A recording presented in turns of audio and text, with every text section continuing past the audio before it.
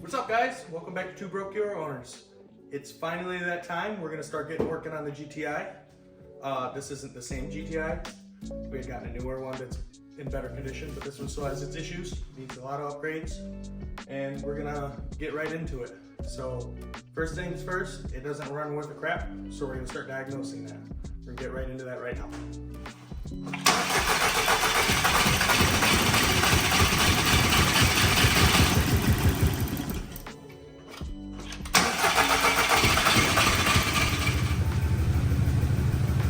Well, we got it running. You can hear it's not running that great. Flashing check engine light, definitely not great. We pulled up VAGCOM, and if we look at all the cylinders here, 1 through 4, cylinder 1 is continuously misfiring. So, and it's worse with throttle. Yeah. Get a little throttle. Mostly cylinder 1. I think cylinder 4 is just picking up because it's working harder. So cylinder 1's our main concern. So we should check ignition coil, spark plug, it's possibly an injector. It might even have low compression on that cylinder. So we're gonna further diagnose it, start going through that stuff and see if we can figure it out. Cylinder 1 is our problem. It keeps misfiring. Cylinder 1 is gonna be the front side of the motor first. It goes 1, 2, 3, 4. 4 being the last in the back of the motor. So, since cylinder 1 is our problem, we want to pull that ignition coil and that spark plug. So, you can tell a lot by the way the spark plug looks. These coils, a lot of times you'll see oil inside of these wells, and these will be filled up with oil because the valve cover tends to need to be replaced a lot on these things for whatever reason. So let's grab socket is 5/8. Oh no.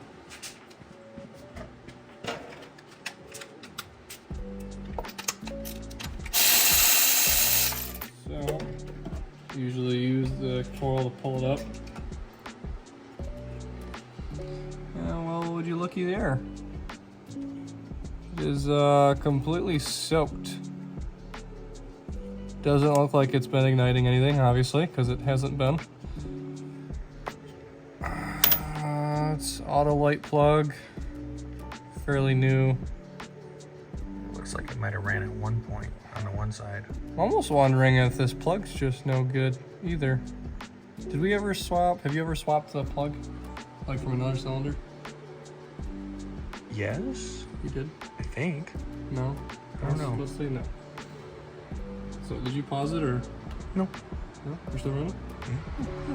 Mm-hmm. One quick thing we could do to see if this plug is no good is we can swap it with a cylinder that does work and see if the misfire follows that spark plug. So we can do that fairly easily. We just got to pull another one. So we know the cylinder 2 was fine. So we'll pull, try to keep them separated too. Make sure you remember which coil goes to which, because if it doesn't jump, we're also going to swap the ignition coil afterwards and see if that misfire follows the coil.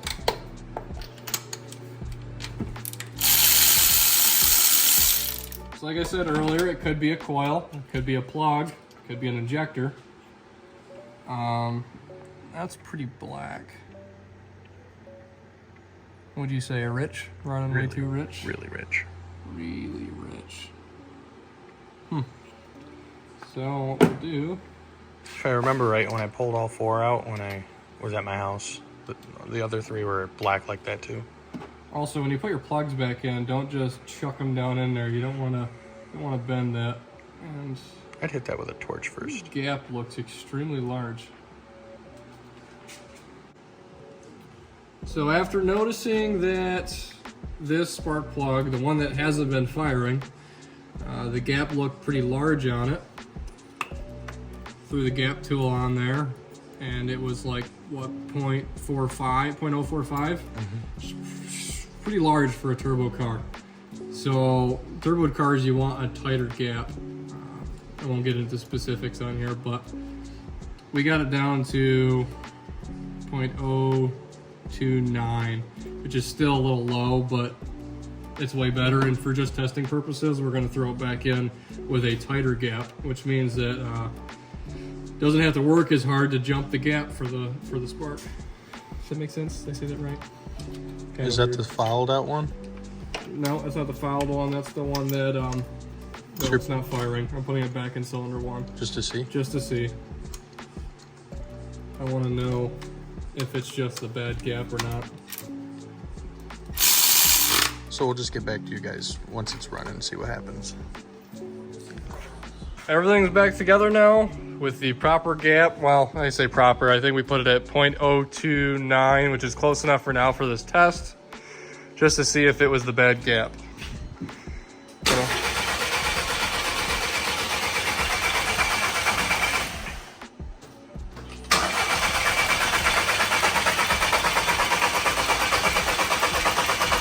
Alright, so we got everything gapped and put back in, and it still wasn't running great. So now we're checking for spark, and then after that we're going to do a compression test. So here we go with the spark. Yeah, all four got spark. So now we're going to move to a compression test. We'll get that set up. Hey Cody, what are you doing? Just putting this extender on so that way it can go down into the spark plug tubes. Stick it down in there.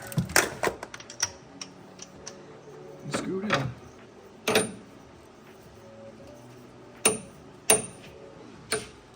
And then the gauge is still over there.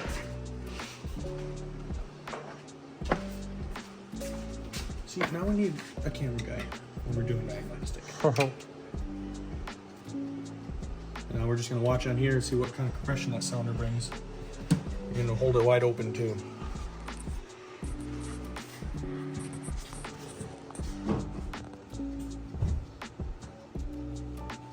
Alright, ready? Yep.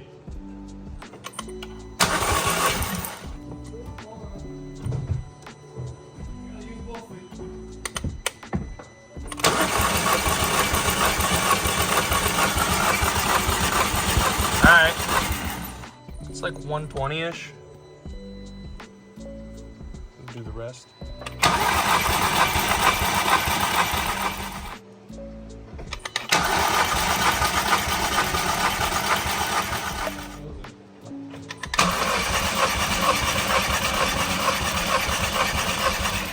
Alright, so far are pretty much spot on, so I think we might end up having to dig into it and get this manifold off. After doing the compression test, we know that all the cylinders are pretty even. One's not worse than the other. We're getting spark, we're getting fuel, we're getting air, we're getting all that stuff. But the fuel there's something weird with the fuel. We did get a code for fuel rail pressure. So we wanted to check a couple other things like our cam follower, which if you don't know anything about the 2.0T, it's very common for these to need to be replaced. It's a wear item. Sits right here, and inside of there is your cam. It's got an extra lobe on it on the intake side to lift that cam follower, and then on the other side of this cam follower would be your high pressure fuel pump. High pressure fuel pump has the spring right here, and that rides inside of that cam follower, which will push this up and down to increase your fuel pressure for the high pressure fuel pump. Yeah, it increases it from like 60 PSI to a couple thousand. An insane amount, and they read by bar when you use your VAGCOM. But anyways, we wanted to check this. A lot of times the cam follower will wear through if they're not replaced often enough, and then your high pressure fuel pump will ride directly on that cam lobe, wearing down the cam lobe eventually, and then you'll get fuel codes. Ours does look a little worn. I would recommend it being replaced because you're gonna wear through cam followers pretty quickly with the way that it is. But I don't think it's enough to make it through the code that it is or make it run the way it does. We do know from previous owner telling us that they replaced the intake manifold. They said it ran fine before they replaced the intake manifold, so we weren't sure whether to take that at face value or not, but this manifold does look fairly new. So at this point, we're going to dig further into the motor. We're going to remove this intake manifold and see if maybe one of the flaps weren't put in correctly inside the on the intake side. It could be a bad injector. It could be a few different things, but we won't really know until we dig further into this. So we're going to start tearing out this intake manifold. So the intake manifold's removed. We have access to your intakes here. Did you take the flap out? Where'd it go? It's up here. Okay, so this is one of my concerns, were these, if the previous owner had put them back in or not, left them out, put them in upside down, whatever. So these can't be put in upside down. If you see, it's in one way. This little flap here is on the high side. I don't really know the technical term for these things, but if you flip it upside down and you try to slide it back in, it prevents it from going flush. You won't be able to put it in all the way. So it can only go in one way. But like I said, my other concern was that maybe he just didn't put it in on this cylinder. It was, however, in there, so that checks out.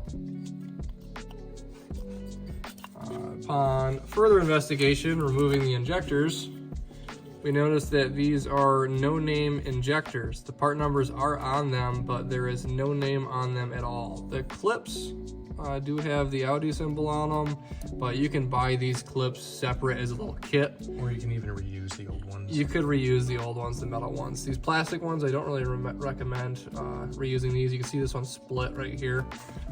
They should sell metal clips you can replace them with. These two are already broken. But it's just to hold the injectors in place.